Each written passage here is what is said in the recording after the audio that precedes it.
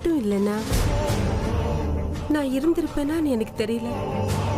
இப்போ நான் உயிரோடு உன்கிட்ட பேசிட்டு இருக்கேன்னா அதுக்கு காரணமே நீதாமா. என் உயிரை காப்பாத்துறதுக்கு தான் அந்த ஆண்டவனே உன்னை இந்த வீட்டுக்கு அனுப்பியிருக்கான்னு எனக்கு தோணுதுமா.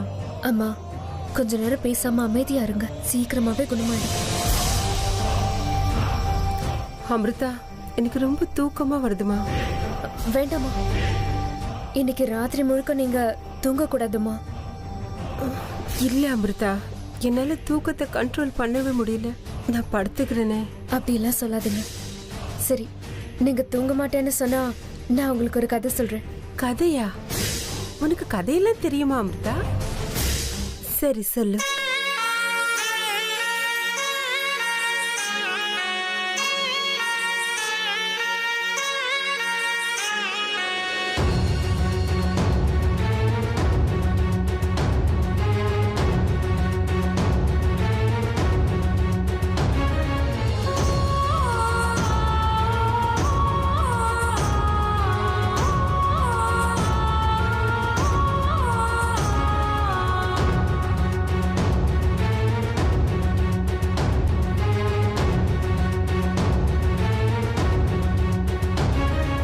பாதாளத்துல இருக்கிற நாகலோகம், அங்க நாகராஜா நாகராணி அவங்க ஒரே பொண்ணோட சந்தோஷமா நிம்மதியா வாழ்ந்துட்டு இருந்தாங்க.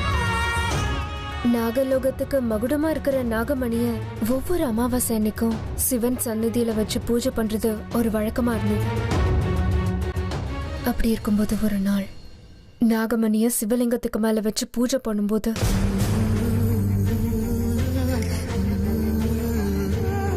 கெட்ட மனுஷங்க அதை பார்த்து அந்த நாகமணி அடையறதுக்காக நாகராஜாவை கொன்னுடுவாங்க. என்ன, நாகராஜாவையே கொன்னுட்டாங்களா?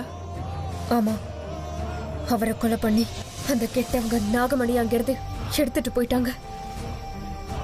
அப்போ நாகராணி தான் புருஷனை கொன்னவங்களை பழி வாங்கியே தீரணும்னு அப்படியே நாகமணியை திரும்பி கொண்டு வரணும்னு போனாங்க. ஆனா அந்த பாவிங்க அவங்களையும் கொன்னுடுவாங்க. அந்த நேரத்துல நாகராஜா நாகராணியோட பொண்ணு அவங்க அம்மாவோட சாவை பார்த்து தன்னோட அப்பா அம்மாவை கொன்னவங்களை பழி வாங்கியே தீரணுங்கிறதுக்காகவும் நாகமணியை திரும்ப அடையறதுக்காகவும் மனுஷங்களோட உலகத்துக்கு ஒரு மனுஷியாவே வரா. அப்போ அந்த சின்ன நாகராணி அவங்க அப்பா அம்மாவை கொன்னவங்களை கண்டுபிடிச்சிட்டாளா? அந்த நாகமணி அவளுக்கு திரும்ப கிடைச்சிடுச்சா? கிடைக்கல. அவளால அந்த கெட்டவங்களை கூட இன்னும் கண்டுபிடிக்க முடியல. அந்த பாவிங்களுக்கு நாகராணி மனுஷங்க உலகத்துக்கு வந்த விஷயம் எப்படியோ தெரிஞ்சிருச்சு. அடுத்து அவளை கொல்றதுக்கு தொடர்ந்து முயற்சி பண்றாங்க. அப்படின்னு அந்த பாவிங்க சின்ன நாகராணியும் கொன்னுட்டாங்களா? அந்த நாகமணி இன்னும் அந்த கெட்டவங்க கையில தான் இருக்கா? சொல்றேன், ஆனா இப்போ வேண்டாம், அப்புறமா சொல்றேன்.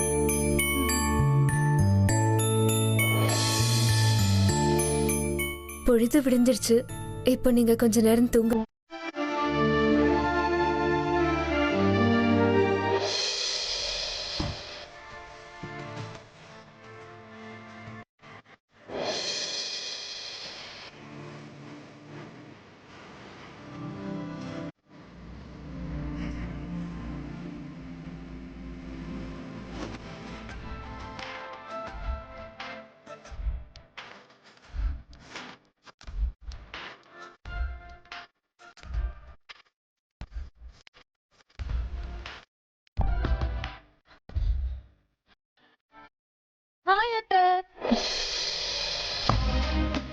நீயா? என்ன ஆச்சரியம், எப்ப வந்த மயூரி? என்ன அத்தை இப்படி ஒரு கேள்வி கேக்குறீங்க? அப்படி இல்லம்மா, ஒரு போன் கூட பண்ணாம திடீர்னு வந்து நிக்கிறல்ல, அதனாலதான் நீ எப்போ இங்க வந்தன்னு கேக்குறேன். இப்பதான் அத்தை ஃபிளைட்டை விட்டு இறங்கி டைரக்டா ஏர்போர்ட்ல இருந்து இங்க வந்து லேண்ட் ஆகுறேன் என் செல்ல அத்தையை பாக்குறதுக்கு. இங்க பாரு, இந்த பூசி முடுகிற வேலை என்கிட்ட வேண்டாம். நீ நிச்சயமா என்ன பார்க்க வரலன்னு எனக்கு நல்லாவே தெரியும். அப்புறம் மயூரி, அர்ஜுன் முன்னாடி என்ன அத்தைன்னுலாம் கூப்பிடவே கூடாது, அப்புறம் அவனுக்கு கோவம் வந்துடும். அவன் கோவப்பட்டா கோவப்பட்டுட்டோம், என்ன இருந்தாலும் நாளைக்கு அவன் தானே எனக்கு புருஷன். அப்படிலாம் பேசக்கூடாது மயூரி. அர்ஜுன் உனக்கு ஒரு நல்ல ஃப்ரெண்ட், அவ்வளவுதான். ஓ மை காட், என்ன அத்தை நீங்க? அவனும் நானும் நல்ல ஃப்ரெண்ட்ஸா இருக்கலாம், ஆனா அதே நேரத்துல நாங்க ரிலேஷன் சொந்தம். எனக்கு எல்லாம் தெரியும். நீ எங்க அத்தையோட தங்க, நாகவேணியோட பேத்தி மயூரி எனக்கு நல்லா தெரியும். அப்படி இருக்கும்போது நல்ல ஃப்ரெண்டா இருக்கன்னா நல்ல மனைவியாவும் இருக்க முடியும். இது உங்களுக்கும் அர்ஜுனுக்கும் புரிஞ்சிருக்கணும். சரி, உள்ள போறேன். பாய். அப்பப்பா, எவ்வளவு பேசுறா இந்த பொண்ணு. இருந்தாலும் ரொம்ப தங்கமான பொண்ணுதான். அர்ஜுன் இவளையாவது கல்யாணம் பண்ணிக்கிட்டா அவனுக்கு இருக்கிற கண்டத்துல இருந்து கூடிய சீக்கிரம் பரிகாரம் கிடைக்கும்.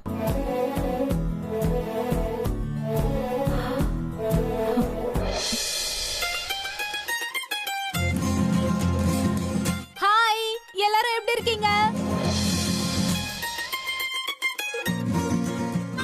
என்ன இப்படி பாக்குறீங்க? நான் தான் மயூரி. மயூரி, நீ எப்போமா இங்க வந்த?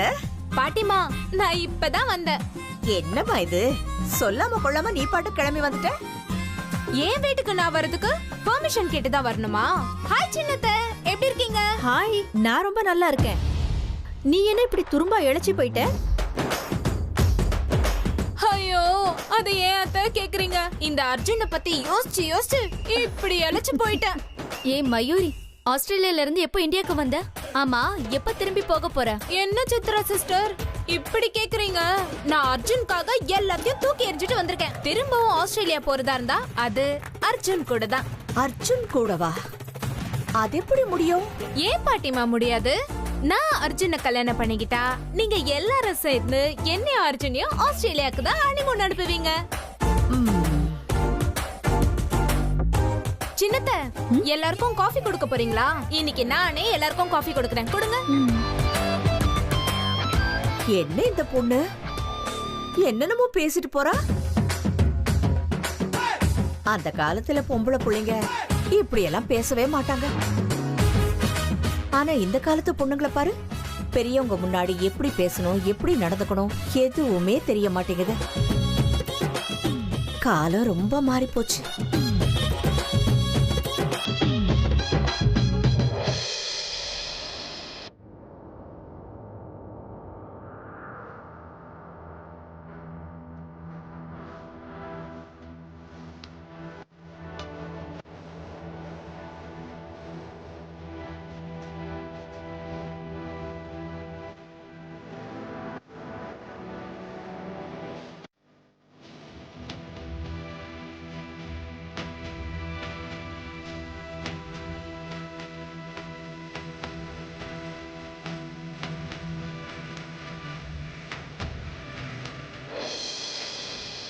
இன்னும் அங்க என்ன பண்ணிக்கிட்டு இருக்க அமிர்தா?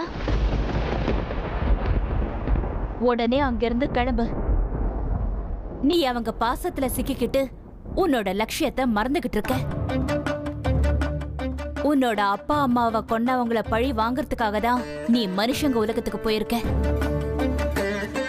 கூடிய சீக்கிரமே உன்னோட எதிரிகளை நீ அழிச்சு அவங்க கிட்ட இருக்கிற நாகமணி எடுத்துக்கிட்டு நாகலோகத்துக்கு திரும்பி வரணும்.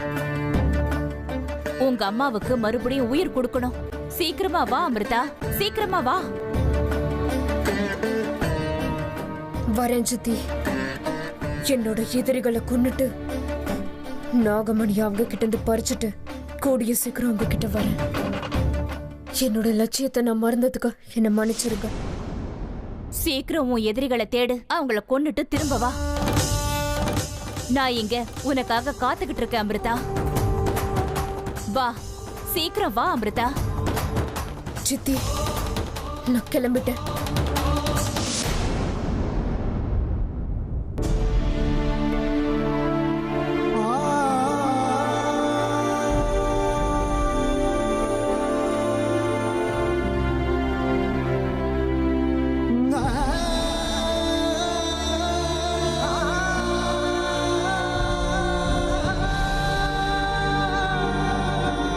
நீங்க என் மேல காட்டுற அன்பு, பாசம், கருணை இதெல்லாம் பார்க்கும்போது எங்க அம்மா என் கூடவே இருக்காங்கன்னு எனக்கு தோணுது. உங்க முகத்தை பார்க்கும் போதெல்லாம் எனக்கு எங்க அம்மாவோட ஞாபகம் வருது. ஏன் சொல்றேன்னா, உங்களை மாதிரி தான் எங்க அம்மா கூட என்ன பிரிஞ்ச ஒரு நிமிஷம் இருந்ததில்ல.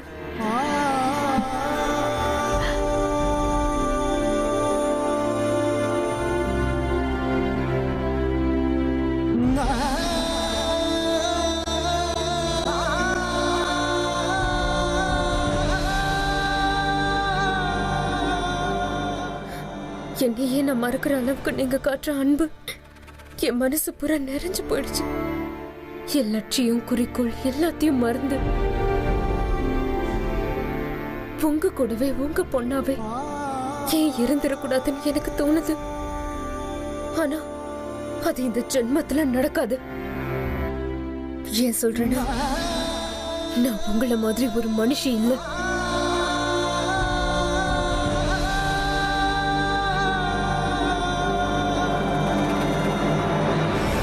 என் லட்சியம், என் குறிக்கோள் இதெல்லாம் நிறைவேறின அடுத்த நிமிஷமே நான் என்னோட உலகத்துக்கு திரும்பி போகணும். என்னோட எதிரிகளை நான் இப்ப தேடி ஆகணும். தேடி கண்டுபிடிச்சு அவங்கள சாகடிச்சாதான் எனக்கு நிம்மதி. விட மாட்டேன், நிச்சயமா விட மாட்டேன். என் எதிரிகளை நான் ஒரேடியா அழிச்சே தீருவேன். என் லட்சியத்தை நான் அடைஞ்சு தீருவேன்.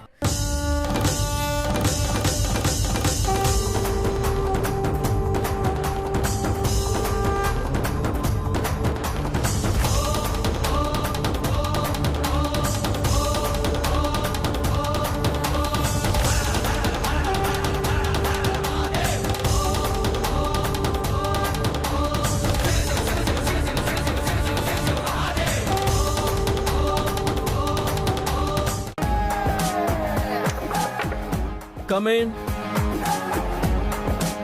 ஹாய் மாமா. மாமாவா? பின்ன என்னவா? நான் அர்ஜுன கல்யாணம் பண்ணிக்கிட்டா நீ எனக்கு மாமா தானே? இதெல்லாம் உனக்கே கொஞ்சம் ஓவரா தெரியல? இந்தா. ஏய் லூசு, இன்னும் விளையாட்டு தினத்தை விடவே இல்லையா நீ? இல்ல. அது சரி, மறுபடியும் எப்ப ஃபாரின் போக போற? நான் மறுபடியும் ஃபாரின் போறதா? அந்த சீன் எல்லாம் இங்க இல்ல. ஒருவேளை நான் திரும்ப போறதா இருந்தாலும் உன் தம்பியை கல்யாணம் பண்ணி இங்க இருந்து இழுத்துட்டு போறதா தான் இருக்கேன். பை. இது என்ன புது கதை? அர்ஜுன் என்னடான்னா வேற ஒரு பொண்ணால ரொம்ப சீரியஸா லவ் பண்ணிட்டு இருக்கான். இவன் என்னடான்னா அர்ஜுனை தான் கல்யாணம் பண்ணிக்க போறேன்னு சொல்றான். இதெல்லாம் எங்க போய் முடிய போதோ தெரியல.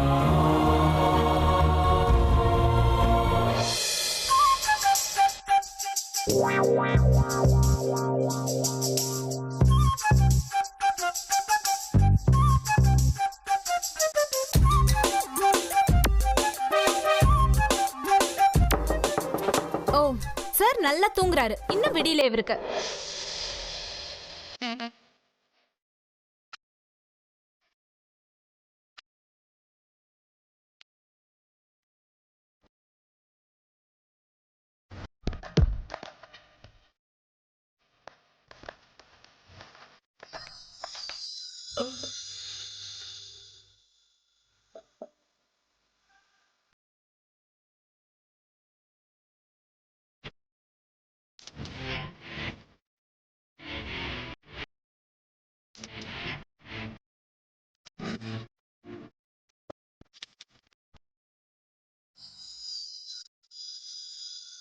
நீ என்னோட ஸ்வீட் அண்ட் கியூட் ஸ்டூபிட் காய். சின்ன குழந்தை மாதிரி தூங்கிட்டு இருக்கே. உன்னை பார்க்கும்போது நான் என்னையே மறந்து போயிடுறேன். அது சரி, முன்னாடி எல்லாம் நாள் பூரா என் கூடவே இருக்கணும் போல இருக்குன்னு சொல்வல்ல. ஆனா இப்போ வெறும் 3 மாசம் அப்ராட் போனதுக்கு என்ன மொத்தமா மறந்துட்டல. மெசேஜ் பண்ணா ரிப்ளை கிடையாது, கால் பண்ணா அட்டென்ட் பண்றது இல்ல, சாட்டிங் டாக்கிங் எதுவுமே கிடையாது.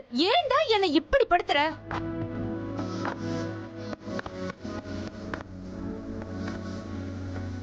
நான் இங்க இருந்து போனதுக்கு அப்புறம் வேற ஏதாவது பொண்ணோட கண்ணு உன் மேல பட்டுருச்சோ? ஒருவேளை அப்படி இருந்தா அவ கண்ணை நோண்டி எடுத்துருவேன்.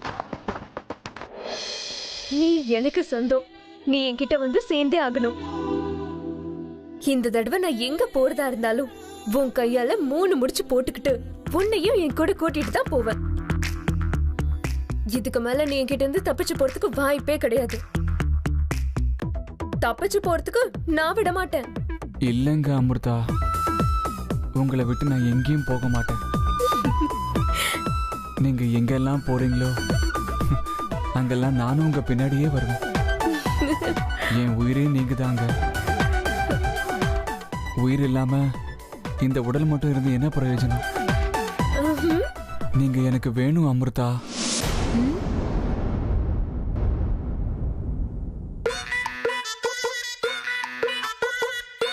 அமிர்தாவா? என்னடா ஆச்சு உனக்கு? என்ன பாருடா, நான் மயூரி. மயூரி இல்ல, அமிர்தா. நீங்க தாங்க என் லைஃப் வைஃப் எல்லாமே. உங்களுக்கு வேற பேர்லாம் வேண்டாம். ஓஹோ, இப்பதான் எனக்கு புரியுது. நீ என்ன அமிர்தான்ற பேர்ல தான் கூப்பிட ஆசைப்படுறியா? இட்ஸ் ஓகே, நீ எப்படி கூப்பிடணும்னு நினைக்கிறியோ கூப்பிட்டுக்கோ, எனக்கு எந்த ஆட்சேபனையும் இல்ல. இருந்தாலும் நீ எதுக்காக என்ன அமிர்தான்னு கூப்பிட ஆசைப்படுற? மயூரிங்கிற பேர் உனக்கு பிடிக்கலையா? எழுந்துரு. ஏய் எழுந்திரி. அப்படி இல்லங்க அமிர்தா.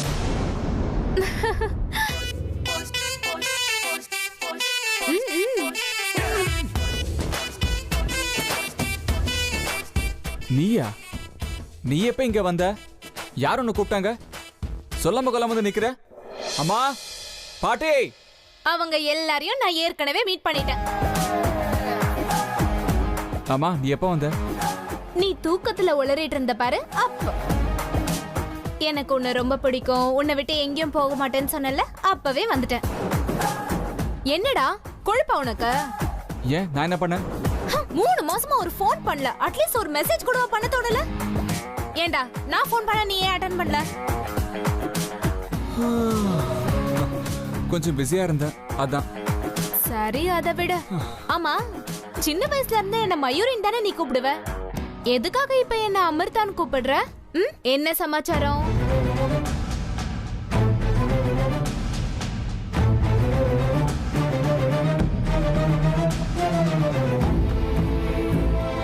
ஓ, உங்க வீட்டு முறைப்படி கல்யாணம் ஆன பிறகு பொண்ணோட பேரை சேஞ்ச் பண்ணிடுவாங்களே, அதுக்கா? அப்படின்னா எனக்கு எந்த ப்ராப்ளமும் இல்ல. நீ அமிர்தான்னு கூப்பிட்டுக்கோ, இல்ல சுஜாதான்னு கூப்பிட்டுக்கோ, நோ ப்ராப்ளம் ஃபார் மீ. அது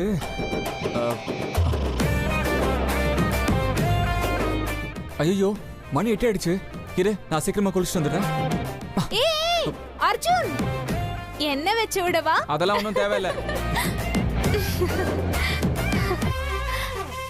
ஐயோ, காஃபி குடிக்காம குளிக்க போயிட்டானே.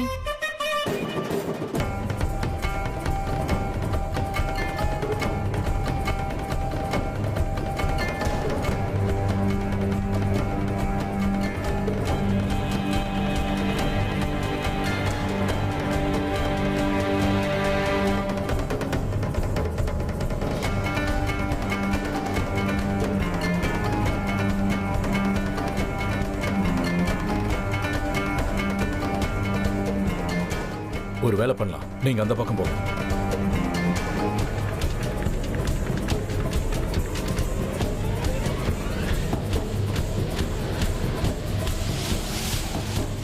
ஐயா, இந்த ஊருக்கு புதுசா ஏதாவது பொண்ணு வந்தது பாத்தீங்களா?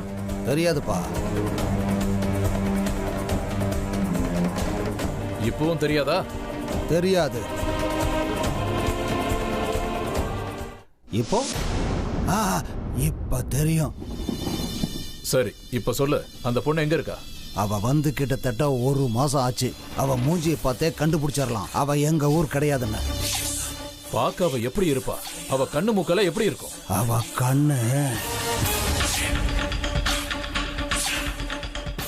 கண்ணு பாம்பு மாதிரி இருக்கும்.